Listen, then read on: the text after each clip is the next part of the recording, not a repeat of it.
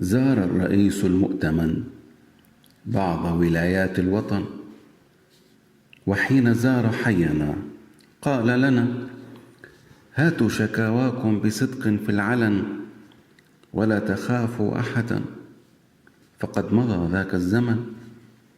فقال صاحبي حسن: يا سيدي، أين الرغيف واللبن؟ وأين تأمين السكن؟ وأين توفير المهن؟ وأين من يوفر الدواء للفقير دون ما ثمن؟ يا سيدي، لم نر من ذلك شيئا أبدا. قال الرئيس في حزن: أحرق ربي جسدي، أكل هذا حاصل في بلدي؟